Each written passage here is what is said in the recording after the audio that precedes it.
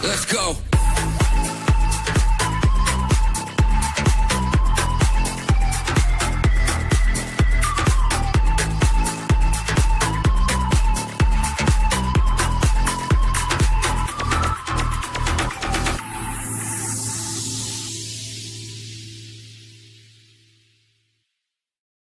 Hello, good evening, and welcome to the Villa Park podcast. It's me, Rich, and I'm back with George, aka Fowler Legend, for your fans forum. A little bit later, we obviously didn't do it on Tuesday. We thought we'd move it to a Thursday, but we're mixing that up with the Liverpool preview, and what a massive game it is to come on Saturday. Make sure you hit that like button, people. Hit that subscribe button. We are marching on the road to 10,000 subscribers. You can help us get there. Like, subscribe, and get your comments in. As you know, Fans Forum night, it's your night.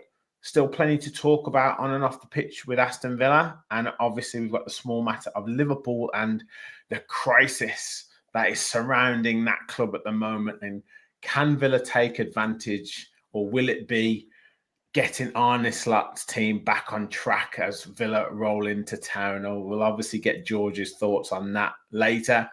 First of all, George, how you doing, mate? It's been a little while. Good to have you back on the pod, mate. Hello, Rich. Yes, mate. Yeah, I'm not too bad. Cheers. Yeah, just busy as usual, mate. Same old stuff, innit? I'd love to come on every week. The plans are always there, but stuff always gets in the way, mate. So, yeah, I'll get on when I get on. Exactly, mate. Exactly. Hello to you, David, and up the Villa, Rich. Good evening. Greetings to you, Danchum. Kevin, he's back. He's back soon. He was so close to being on tonight, but half-term life, everything's getting in the way. But he will be. He'll be back very soon. I know. We've told him you're missing him as well. We've told him that you, especially you, Kev, are missing the other Kev, your namesake, and he'll be back soon.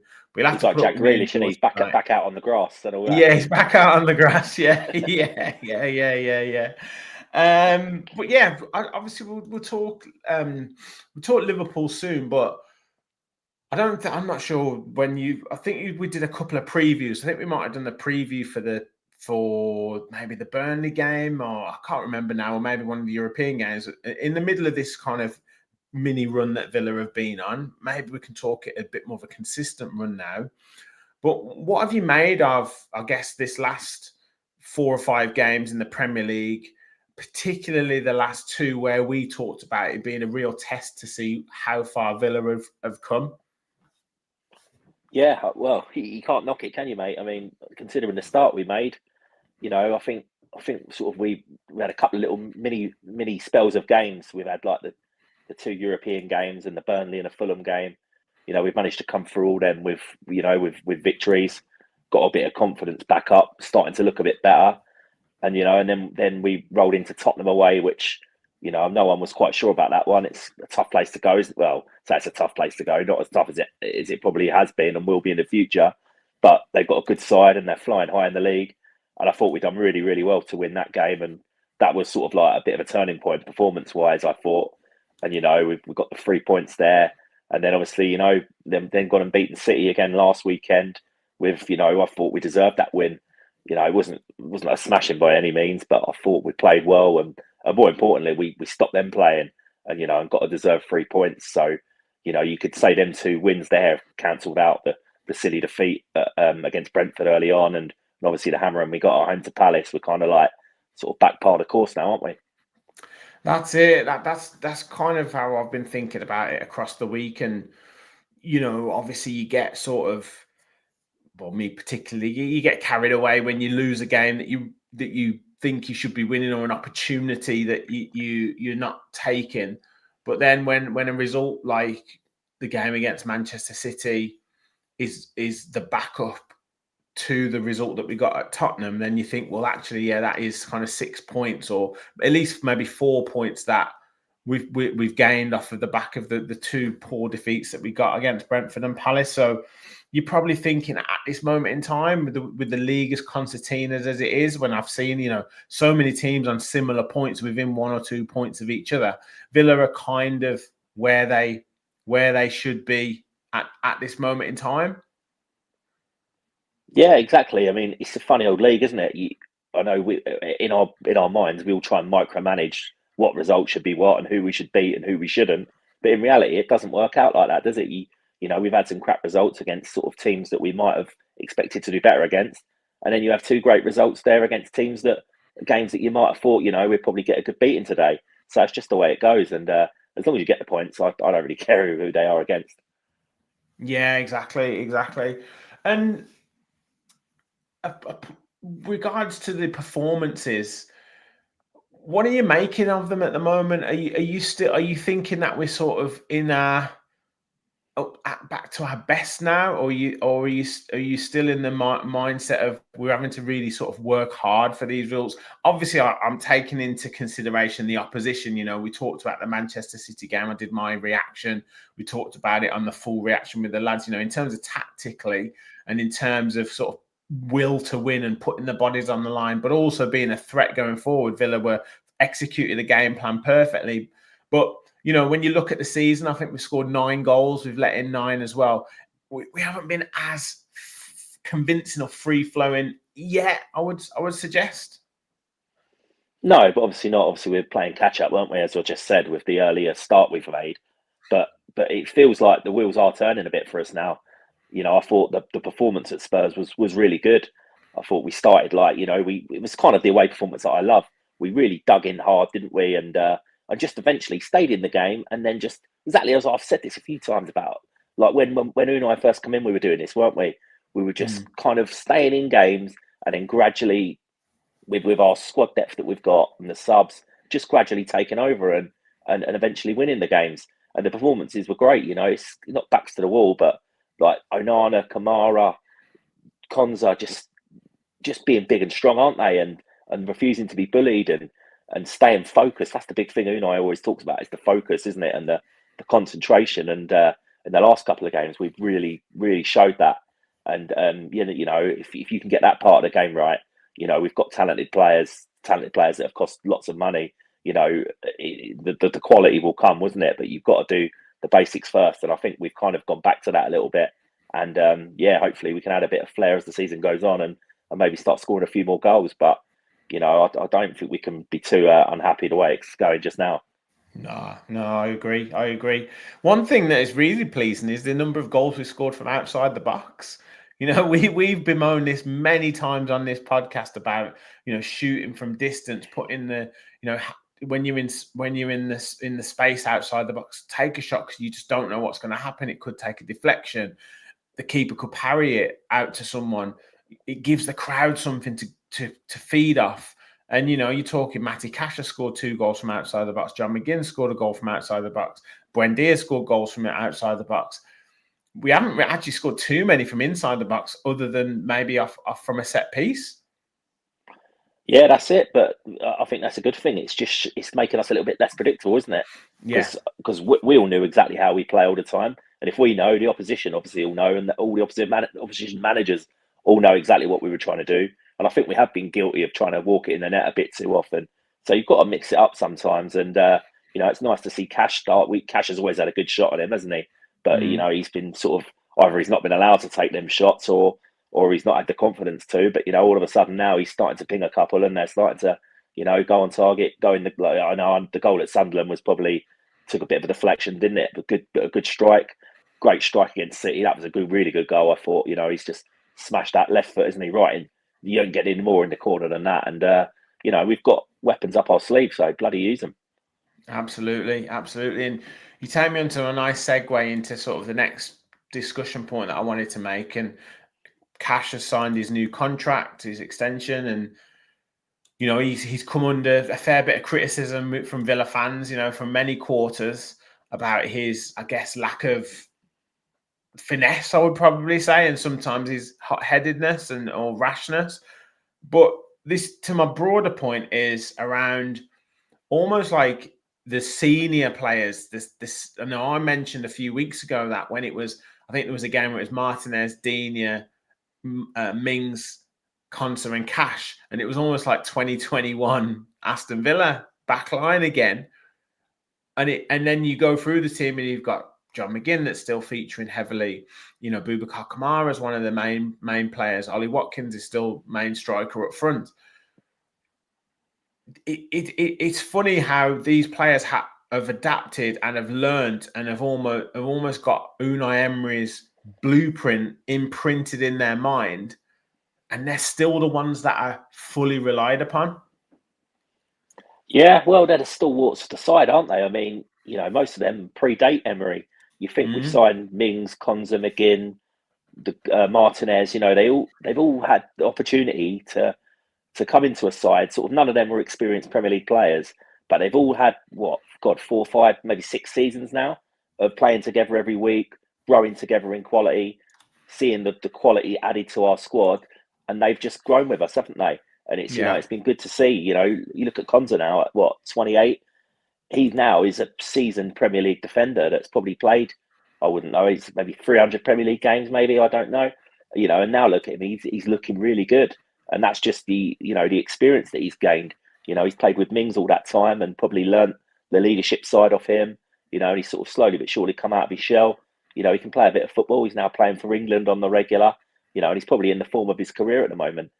And the same with the rest of them. Under Unai, they're kind of the tried and trusted, aren't they, of the club? And Unai probably got more trust in them than he would have a newcomer. Like a newcomer would have to come in and really. It's almost like they'd have to sit in a class and do a training course for a couple of weeks, isn't it?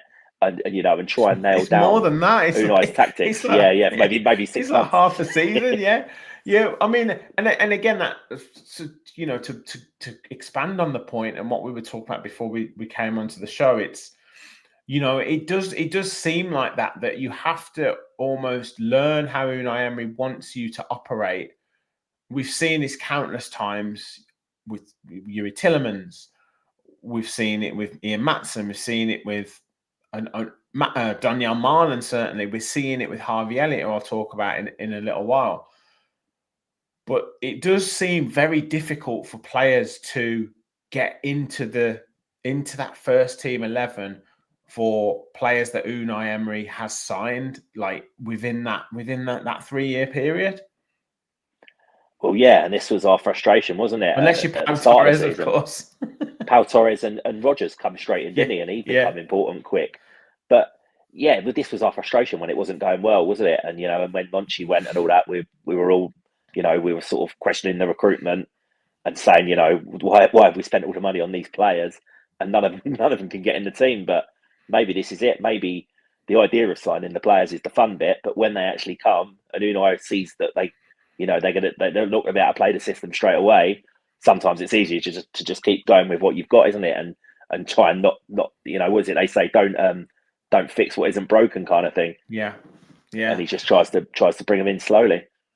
Yeah, and look, if you think about it, there's been many times when a new player that's signed has been taken off at half time, and you've kind of thought, well, they weren't having that bad a game, but maybe they just weren't doing the specifics that Unai wanted, the passes that he wanted, or dropping into the positions that he wanted.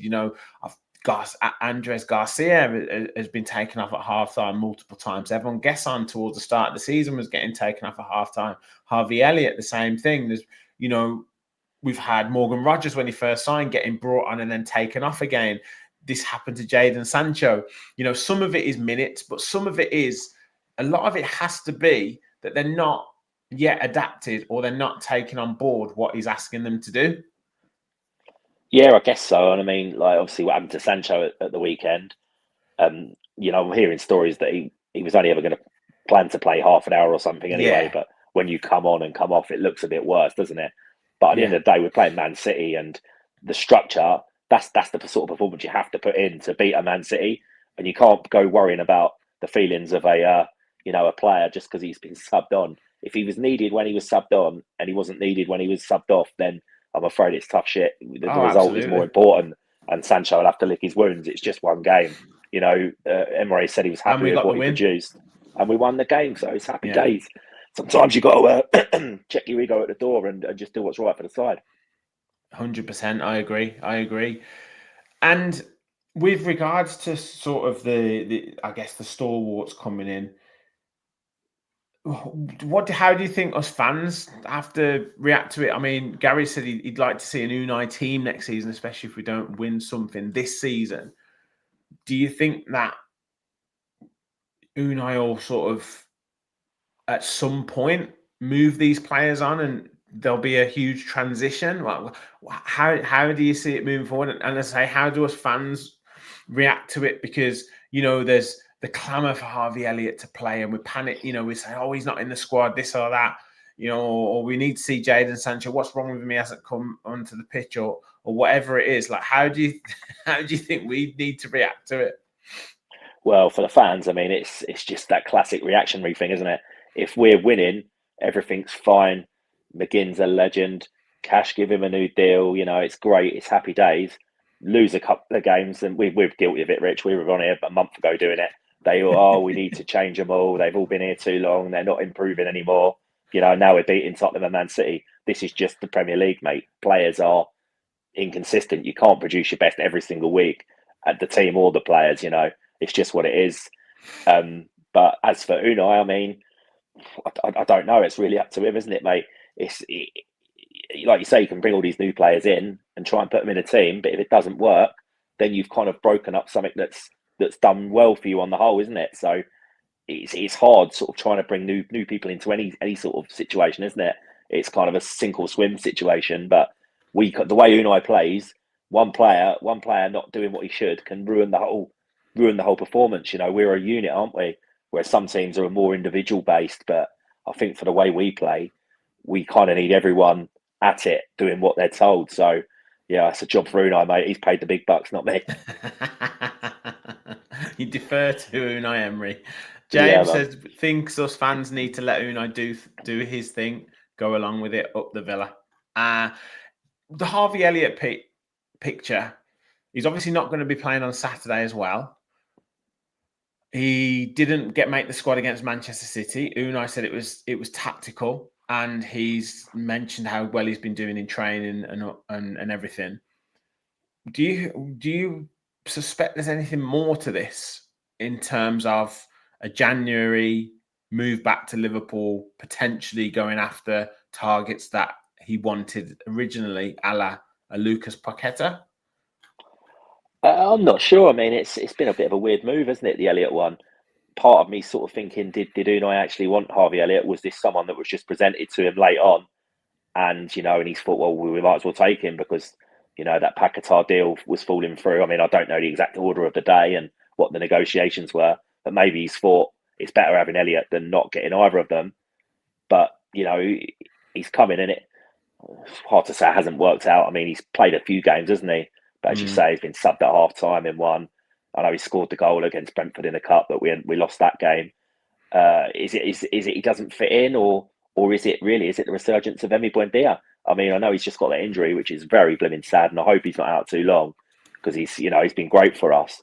But the way Buendia was playing, you'd have had to do bloody well to get in front of him, wouldn't you? To be fair, yeah. And now he's going to be cropped for what could be a couple of months. I don't know exactly how long. Maybe this is Elliott's chance now to jump in and take that spot for himself. But obviously not this weekend because he plays for Liverpool. But going forward, I mean, who else is going to be jumping into that spot? Would that be a spot for Sancho? I don't know. But I would say I heard Emery say that he sees Elliott as a number 10 in a Villa in our system. So I'm guessing that's going to be a chance for him after the Liverpool game. Yeah, it does seem a bit of a strange one, but as we've just said, multiple players have to learn the Unai Emery way before they get their chance, and it's tended to be through injury or suspension or something like that someone's come in and then grabbed that opportunity. Onana's played in and out because Kamara's been injured, and one or two other players have had, Morgan Rogers, I think, got put in because we had injuries in those positions when he first came in the January. So, and he grabbed his chance with both hands. So it has happened a couple of times, but many times it is a long time for players to get their forced their way in and then keep their space. And also, you like you said, Emi Buendia stepped up, Luca Dean stepped up his performances. So Ian Maatsen couldn't get in. John McGinn. Every time you think there's a potential that John McGinn's on the scrap heap, he roars back with some phenomenal performances, and he shows that he is a unique player in the Premier League that not many teams have got that type of player in their team. So we've got a good blend, we've got a good balance, and I think it's a long season, isn't it, where players can ebb and flow as the season goes on and get used at different times. Yeah, exactly that, mate. We've seen what it's like under Unai with the level of injuries we've got. Well, to say touch wood, it hasn't really hit us yet, but obviously that Buendia getting cropped last week, as we've just said, Tielemans still and out. Tielemans been out for a long period already. Do you know what though? With Tielemans, I mean, we've got away with it, haven't we? Because we've been pretty good since he's been out. But he was so overcooked last season. We were crying out for a Tielemans rest. Maybe this injury could be a good thing. He's actually had a chance to have a bit of a rest and not have so much football, because I think we overplayed him last year. So that's what it is. But we've managed to get away with it. But it is generally our midfield. The midfield are the ones that get injured a lot, aren't they? And at the moment it's nice having most of them fit, but throughout the season I can't see much changing, and it'll be one will get fit, one will get injured, and on and on and on. And you just got to use what you've got. Yeah, definitely. Before we get onto the Liverpool game, there's quite a few comments, as always, about Ollie Watkins. James saying stick with him, Kevin saying stick with him as well. He says he knows it's a World Cup year. He's got to get his finger out, and he's backing him to come good. Ollie will come good, says James. Just back the lad, double figures every season. What more do we want? Gary thinks it's his kind of last season at Villa. I think I'm sort of in between. I think, from my perspective, there's a potential to improve on that position. I wouldn't be surprised if it is his last season at Villa. Whether the ship has sailed for like a massive club, I don't know. But at the same point, I can respect the double figures goals for the last 5 seasons. 19 goals one season, 17 goals another, 16 goals another. Those stats can't be sort of scoffed at.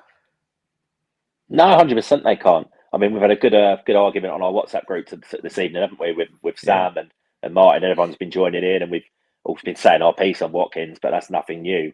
I mean, I think we can accept that something's not quite right with him, and it's felt like that really since. Was it when Duran took his spot last year? Was it then when Rashford come in? And but it's weird because I defend Watkins to the hilt, and I have done ever since we've got him. But part of me does think he's a little bit precious at times.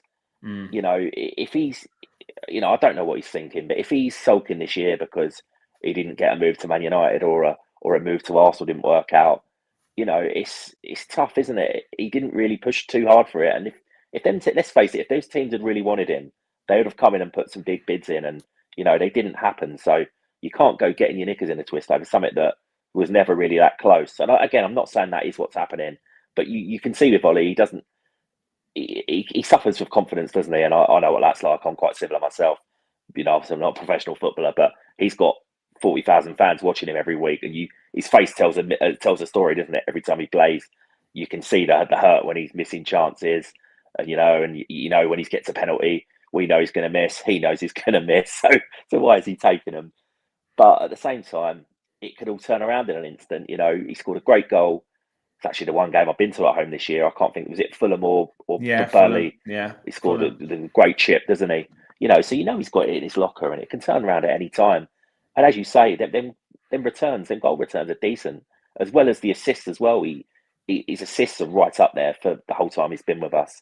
This year he hasn't looked quite right. For whatever reason, might come out in the washing later on, but. We've got to face it. He's the only striker we've got, proper striker we've got. So he's going to play the game. So the fans have just got to get behind him, and and I'm sure the goals will come. I mean, at the minute we're winning games. We'll get back on track. Obviously you want your forward scoring the goals, but if he's not and others are, is it really that much of a problem? You've just got to win the games for me.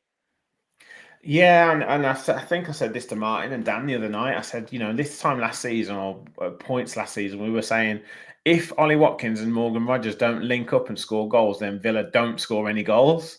Yeah. And then this season, obviously they haven't scored too many. I know Morgan Rogers has sort of just got off the mark, and Rogers and Watkins has only got the one. But we've spread the goals through from other players. McGinn's chipped in with a couple, Buendia's a couple, Cash has got a couple.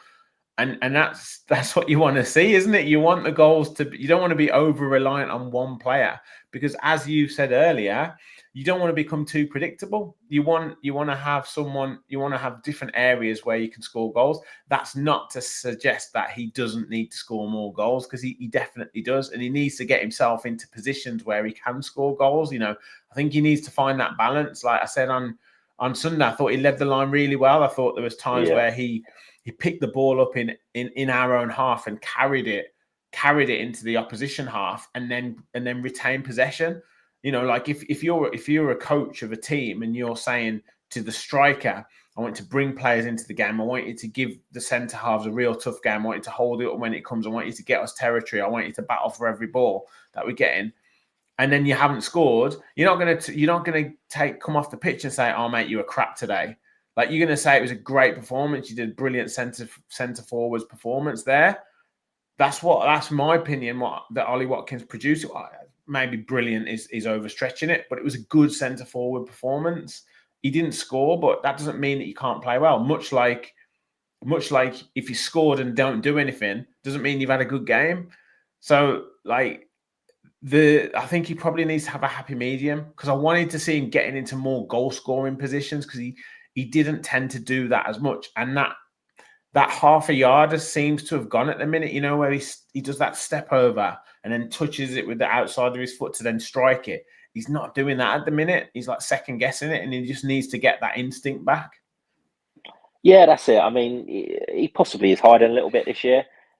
And like last year, it was very much a penalty box striker, and it felt like that's what Unai had told him to do. Stop doing all the hard work and the graft, and get yourself on the end of things.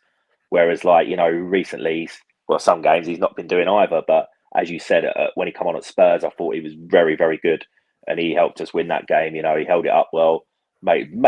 Just does what he should do. He makes himself a bloody nuisance, doesn't he? Done the same again against City, and they were two better performances from him. It's a funny thing with strikers. I mean, a lot of people can get obsessed about the goal return. Like, we're having the chat on the group chat earlier, and they're going, "Oh, we need this 20 goal a season striker."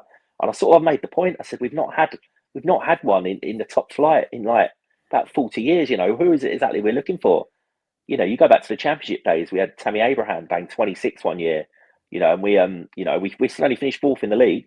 People still moaned at him about missing chances as well. This is what I mean. You had Codger the year. Codger got about 23, and we finished about 13th.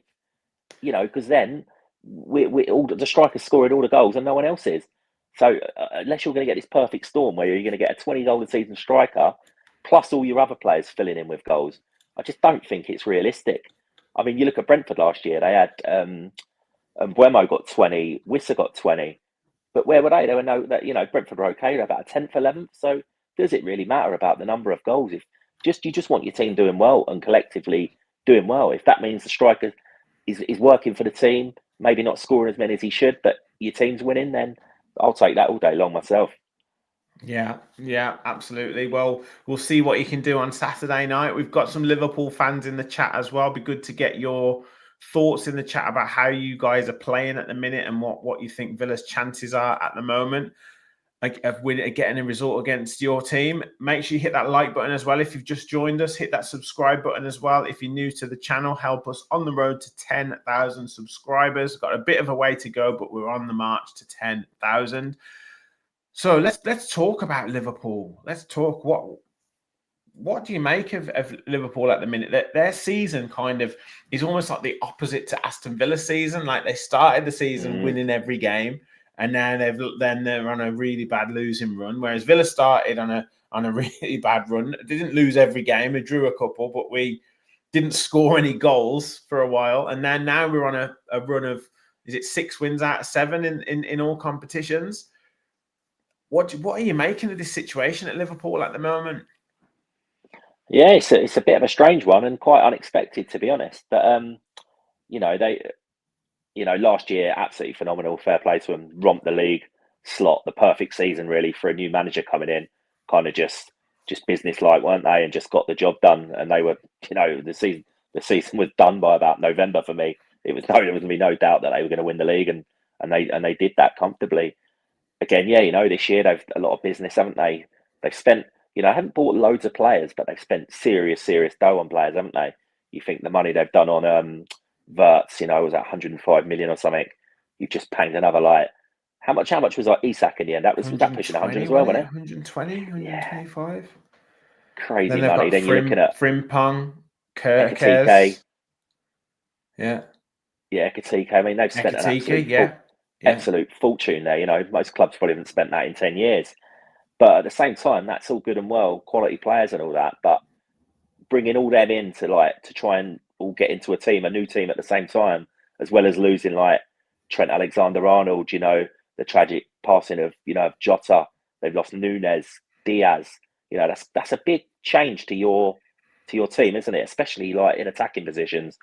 Salah's like fallen off the edge of a cliff all of a sudden. Is that just because of he was used to Trent behind him and the runs and the balls that he was getting, and everything now is changed, isn't it? I mean, like you said, they started off like a steam train. We'll say that they won their first 6 games, but they weren't. They kept nicking winners in the last minute and that. No, yeah, yeah. So maybe all this is just a transitional time for them. I mean, I can't see it going on for too long with the quality that we've just said. Sooner or later they're gonna come good again, aren't they? But I don't see this massive panic. Some Liverpool fans are shouting for his head and that already, which I think is ridiculous. I get it; they've won the league and they want to push on, but there's quality teams in this league. You've got Arsenal playing great football, great set pieces. They just look hard as nails, don't they? You've got Man City sort of still in the picture. There's good teams in the league, and you're not going to have it all your own way all the time. So they've just got to take it on the chin, and they'll get back to it in ways. Just hopefully not this weekend. Well, Ange says we've got this. So before we sort of get into team predictions and score prediction and everything, how do you feel going into this game? Do you think we can continue our winning run and continue Liverpool's losing run going into this game, or do you think it'll be Villa roll into town and there you go? Well, I'll say this much: we're never gonna have a better scenario to go to Anfield and win. I mean, it's funny enough, when we were shit back in the day, we used to do all right at Liverpool, didn't we? We'd pick up a win. I remember that 3-1 win 3 years. under Paul Lambert. Lambert won there. I think he won there a couple of times actually. Did, I remember like Phil Senderos scoring a goal up there and getting a win. We had some rubbish teams that won at Anfield, but I don't think we've won up there in about 11, 12 years now. So it's a tough old place to go. But what was I going to say? Yeah, it's never going to be a better scenario for us to go and get that win. But at the same time, if a team needs a win, we're always that team that rolls over and gives it to them, aren't we? And something about this that I just can't. I don't know. I just got a feeling that's what Villa do, and we'll probably do it again. But if you're pushing me for a prediction, which I'm assuming you are, no, not yet. Oh, Bit you're later. not. Okay. Bit later. Yeah. So it could go either way. I'll say that, Rick. Win, lose or draw. It's going to be one of them. Yeah. With regards to sort of approach, then I always think sometimes timing of the game, like as in the time of day it is. 8 p.m. Saturday night at Anfield. Quite a difficult atmosphere. I mean, like you said, in terms of potentially working in our favour, it could be like going to a tense atmosphere if they don't start well. But there's always that kind of under the lights sort of cliche that can go in Liverpool's favour. But thinking of how we approached the Tottenham game, thinking of how we approached the Man City game, even though that was a home game, how do you see Villa approaching this in terms of, will we go out and have a go at them, or do you very much see it how we've looked at being organised and soaking up and maybe timing of our attacks? Yeah, I actually think it'd be more about what they do. I mean, this was the fixture last year. I think it was 8 o'clock on a Saturday, the same thing. And I remember they just come out of their traps and stormed at Villa, and it was like, God, we're just trying to survive here for a little while, and that crowd were right up. They were in a good moment at that time. But at the minute, they're not in that good moment, are they? And hopefully the crowd will be a bit more subdued, and we might be able to sort of put our footprint on the game before they do. But if we were to do something like the style we played against Spurs, I'd be happy enough with that. I mean, obviously you're away at a big ground where you don't do well at, and to be fair, no one really does well there. They've been phenomenal at home for a number of years. So I just think, sensible approach to it. And again, just stay in the game for as long as you can. And if you do get them chances, and you can get yourself ahead, then, be solid and just go on and do the dirty parts of the game, piss the crowd off, spoil the game. But I don't think we'll be trying to play free flowing football, but just got to be sensible from set pieces and not concede 2 goals from our own corner like we did last year. But Yeah. it's I just do our best and don't hand them the game. That's all I'm saying. Just play honestly and have a good go. Yeah, and it's interesting because I've always felt like in multiple games we've played against Liverpool, physically they've looked incredibly strong and way tougher than us and just bigger. But when I look at the Villa side now, I looked at us the other day, particularly against Tottenham, and I saw, Onana in there. Kamara's not the smallest. You've got Konsa, Torres, obviously Martinez in goal. McGinn's pretty strong as well. Gesson's pretty strong as well and big. We've definitely seemed to have improved, I would say, or increased that physical presence. And I don't know if, depending on the team that he starts, I wouldn't go into this game now feeling like Liverpool would have the physicality of the imposing nature against us as much as maybe they've had before. That might be something that we can, Morgan Rogers, I completely forgot about him. He's a big lad as well. Physically and running power wise, we've almost got players that can match Liverpool at this moment in time. Yeah, I'd have to agree with that, and that's we're happy about that, Rich. We've often been the two saying we need that strength. We're sick of them days of Louise and McGinn in central midfield, and we were just getting run through, and it was heartbreaking, wasn't it? Yeah. Oh, don't. Yeah. It's game after game, but yeah, you're talking about Gessan there. I mean, he's probably divided opinion quite a lot, especially from an attacking outlet.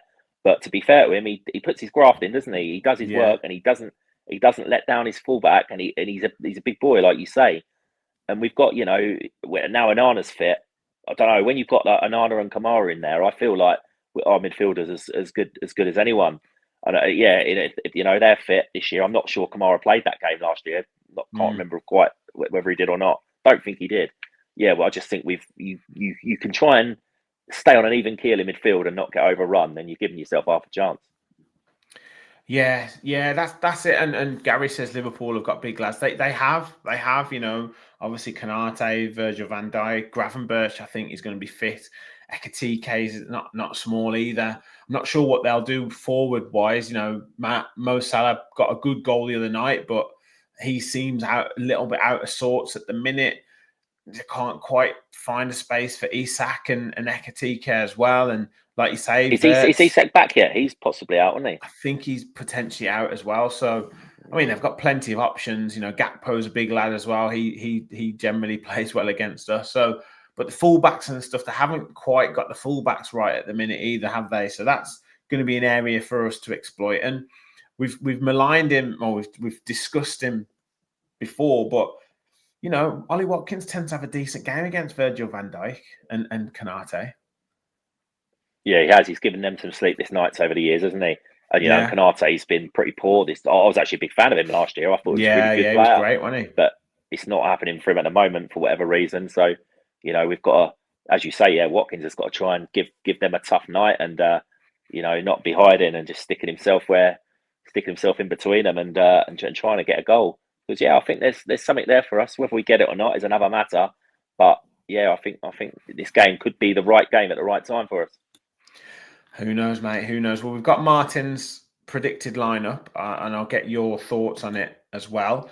Do you agree? So this is the first time I've looking at it as well. He's gone for Martinez in goal. He's gone for Luka Dean, Pau Torres, Ezri Konsa, and Matty Cash across the back. Onana, Kamara, and Rogers in the midfield, and obviously McGinn probably in and around there as well. And Gesson and Ollie Watkins up top. I don't think I can see anything wrong with that, to be honest with you, George. No, I'd imagine that That's a good chance that'll be the side. Would Gessan not be on the right though? Like, he seems to be playing more right than left. From what Yeah, I've seen so probably far. that'll be swapped over. Yeah, Gesson and McGinn probably swap. Well, McGinn would be more like the two number 10s. I just think it's the way that they have to set it up for the graphic. But Yeah, yeah, I agree with that. Yeah. I'd say that's a good chance. Mate, that could be our side. And I'll tell you what, Pau Torres. I'll tell you, since he's come back into the team, I thought last year, honestly, without sugarcoating it, I thought he was shite last year, Torres, and he really dropped off a cliff from his first season. But I'm a big Mings fan, but since Torres has come back in, he looks like a different defender. It's as if Mings has taken him on a one-on-one training course and taught him how to do the dirty side of the game. All of a sudden now he's sticking his head in. He's because he's a big lad anyway, but he didn't really fancy it, did he, before? But he's winning headers now. He's making tackles. He's throwing himself about a bit, and his passing's as good as it ever was. In fact, better than it was last year for sure. And he looks great at the minute. And if he can stay fit and keep this form up, that's a massive, massive plus for us. So yeah, shout out to Pau Torres at the minute. Yeah, I agree. I mentioned this the other night as well.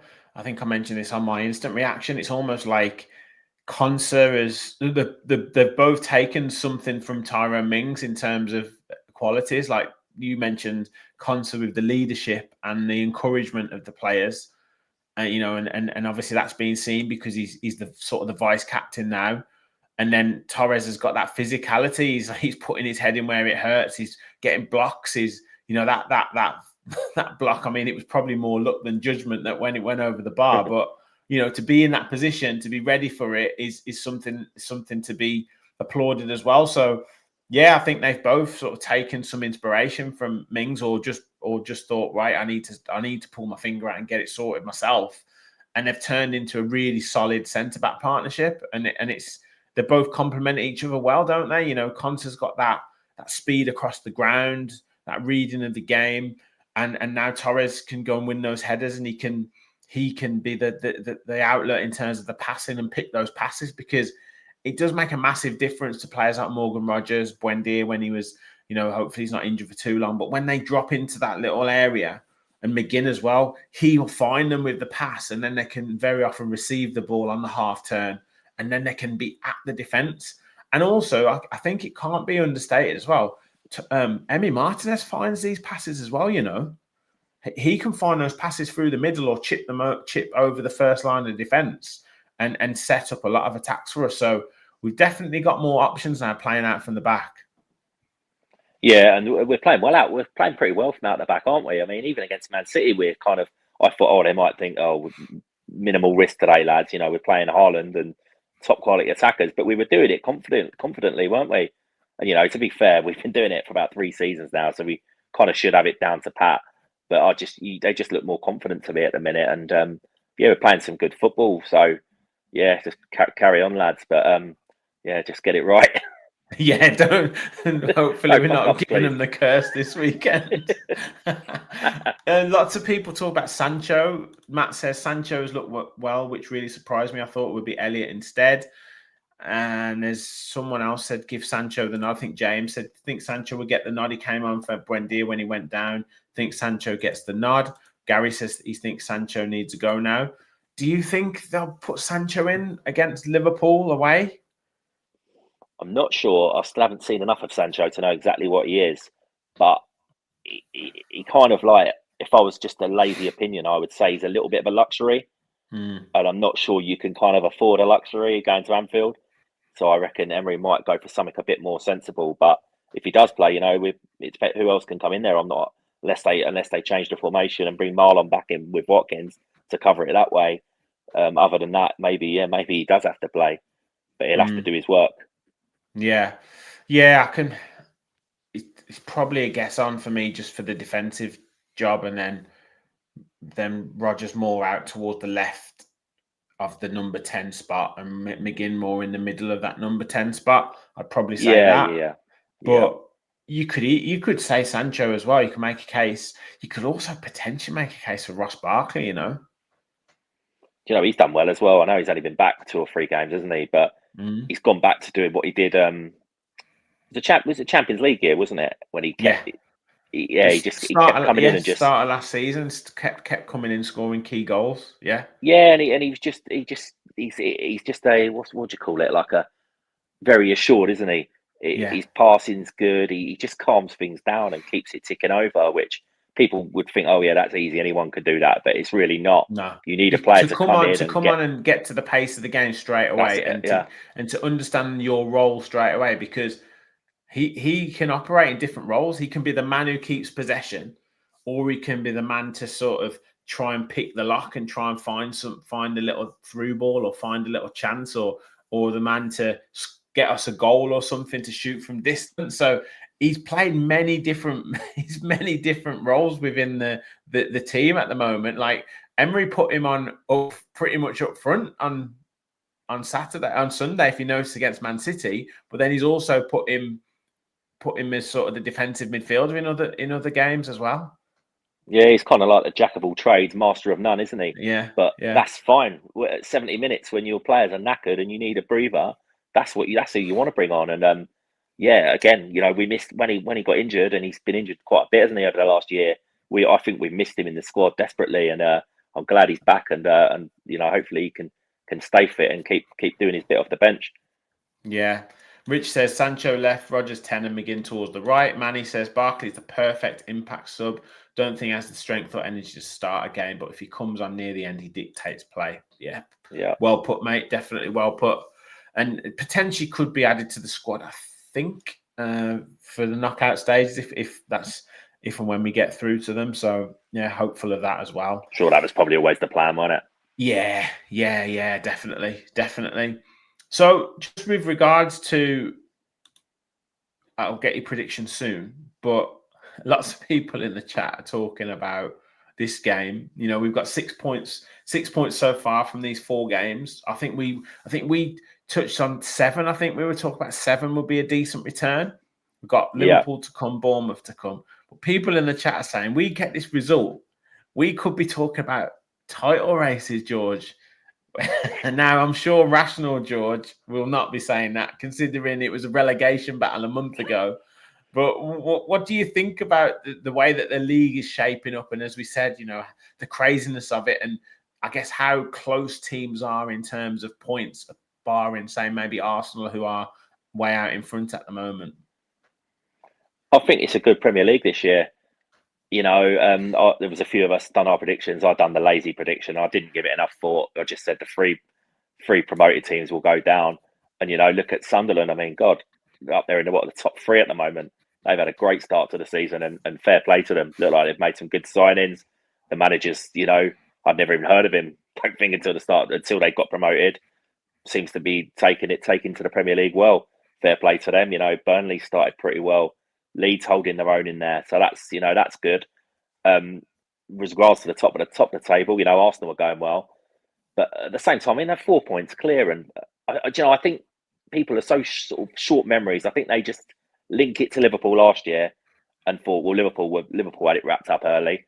This year, Arsenal have got it wrapped up. I mean, I think they're looking very solid, and if they carry on playing, and it's not so much how well they're playing, it's how tight they are at the back, and how dangerous they are at set pieces. If they carry on like that, fair play, they will go on and win the league.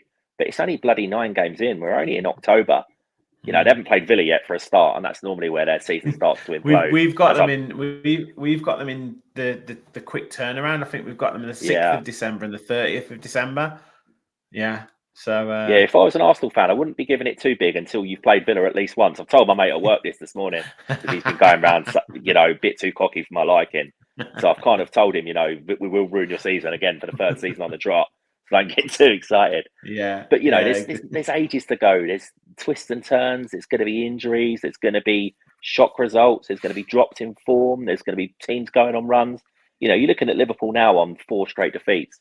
They could win 10, 15 games in a row with the players they've got if they start turning it on. So there's a long way to go, and I just like to see these things play out before I start making a wild prediction. Big wild prediction. Well, this is the thing, isn't it? And I know we're here to talk about it and here to react to things and react to games and all that sort of stuff, which is what people want to watch us do, which is great. but you know, every week of the Premier League seems like some sort of soap opera. You know, It is exactly what it is. A Drama. team loses. Yeah, a team loses. It's like, that's it. Manager sacked. What's going to happen? Crisis time. Crisis if they lose 2 games on the trot. Yeah. And then you know, if a team wins, it's like, right, can they push for Europe? Can they qualify for the Champions League? Are all their players going to leave and go to the Big Six club?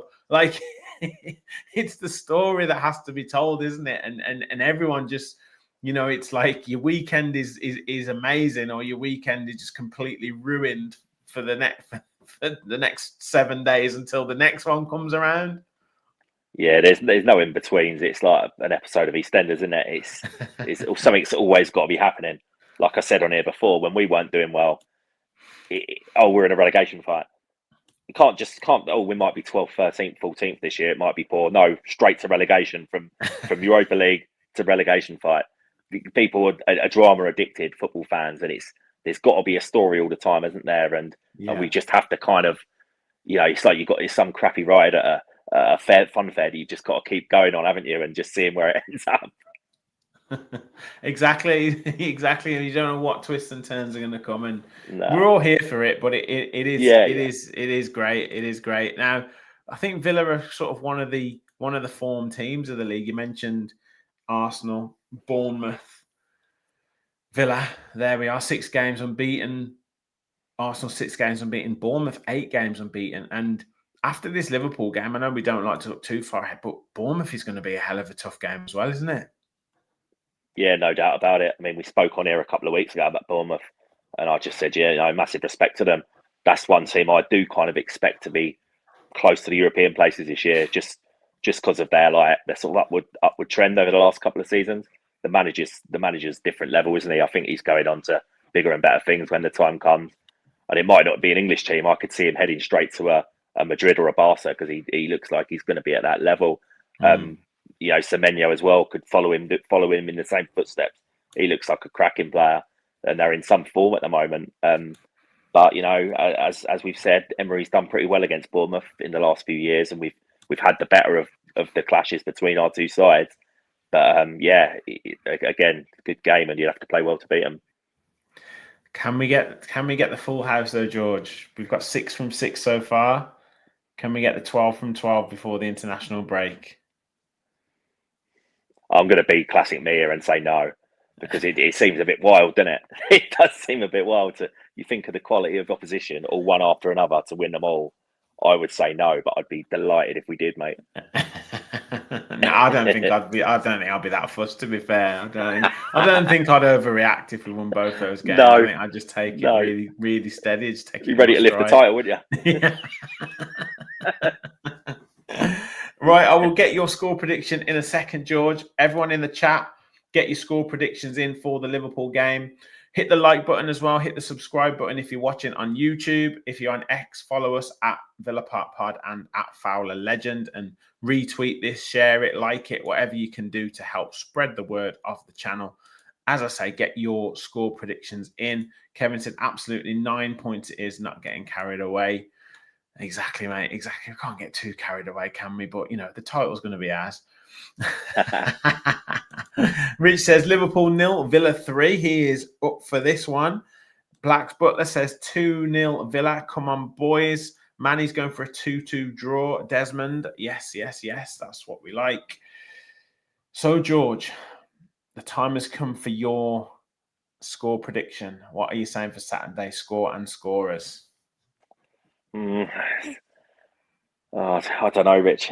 I want to say we're going to win it. Part of me is telling me we're going to win it, but then the other half of my brain is saying, don't do it. Don't be that guy, because you know what always happens. You know what I mean? I just think it's a tough place to go, and they don't lose many games there over a long period of time. And do you know what? I think we'll get beat, Rich. I think it'd be close, but I reckon we might be edged out here. I think this will be the game. Liverpool are back, a much needed win, and all the headlines you get with it. So I'm gonna go for a 2-1 Liverpool win, and I'll say for us, for Villa there. I will say a John McGinn goal for Villa, but might not be enough.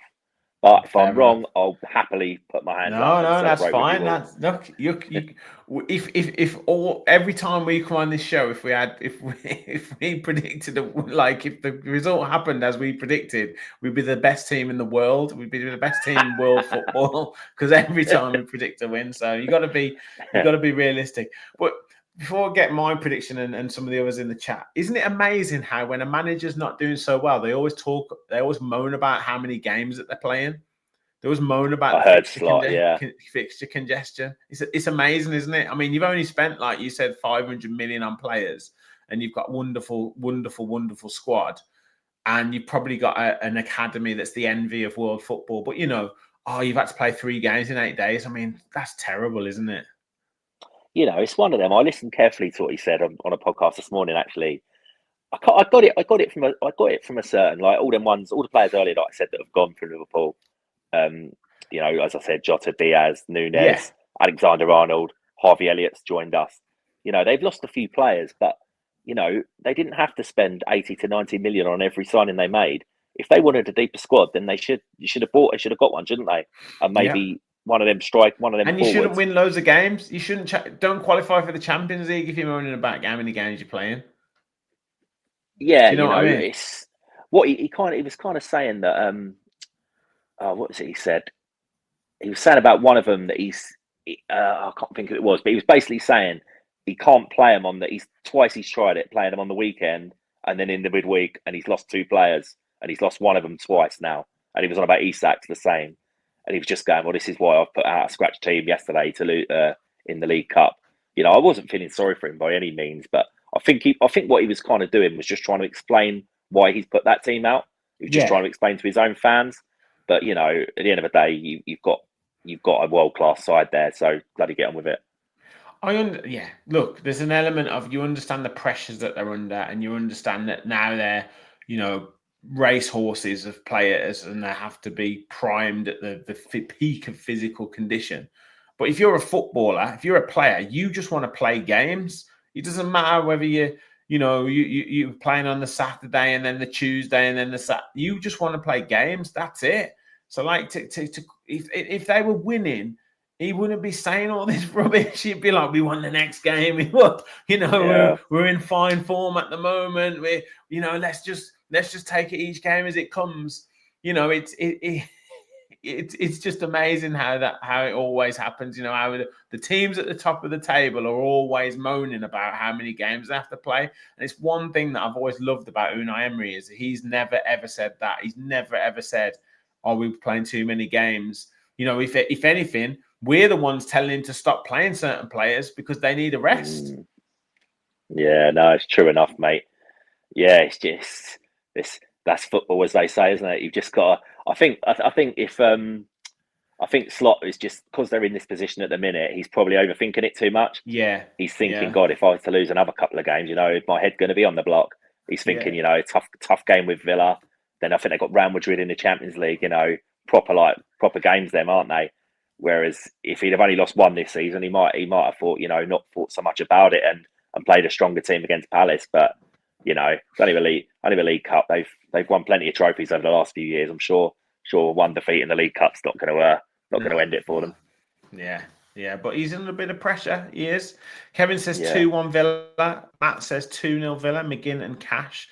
And James is saying 2-0 Villa. Sancho and Watkins with a Digne assist and a Rodgers assist, going really detailed there, mate. You've got to get maybe gamble responsibly, but you might want to maybe have a little flutter on that. It could pay some big money, that one.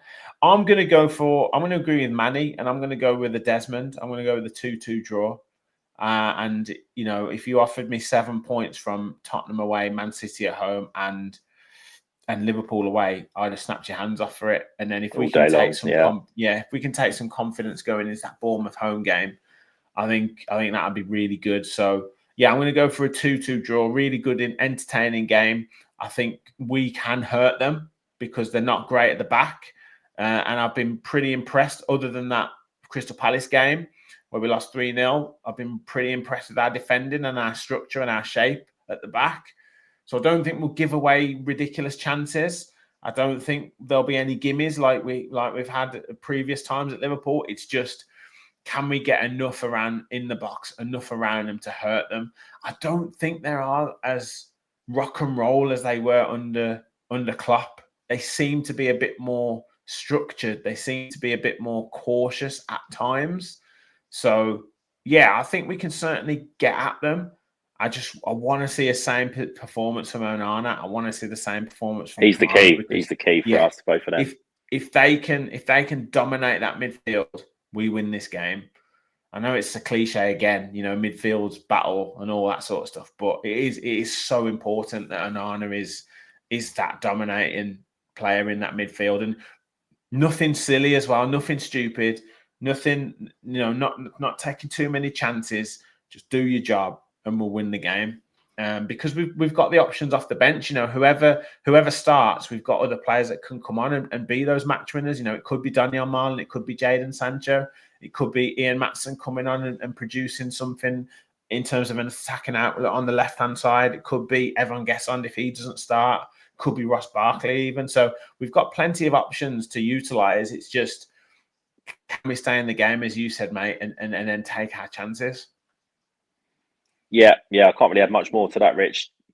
Just don't do nothing silly. And if Liverpool aren't at it, then we've got to be there to exploit it and exploit the crowd nervousness and the bad feeling that's going on. They're probably, Konate's probably like, confidence must be low. The team of confidence must be low, like losing the games like they are, losing that sort of invincibility that they've probably felt over the last year or so. So, just that's what you got to do. But whatever you do, don't go and concede a stupid goal within the first 10, 15 minutes, because that will make the day a hell of a lot harder for us. Absolutely. Well, we will be there to watch it, and I won't be doing a watch along, unfortunately, for the Liverpool game. I'm away at family for the weekend, but I'll be back I'll try and get an instant reaction on, then we'll get a Lions Raw match reaction. We'll get all your shows next week as well, talking tactics, hopefully with Gareth. We'll be back. I know we've been promising that for a couple of weeks, just trying to get our calendar sorted to get that set back up again. We will be doing a watch along for the Maccabi Tel Aviv game. We'll be doing match preview for that. So many shows to come on the channel. Make sure you stay tuned. Hit the like button and hit the subscribe button on your way out. Thank you, George, for joining me. Thank you all for watching. Let's get that win on Saturday. And as always, remember, we all follow the Villa.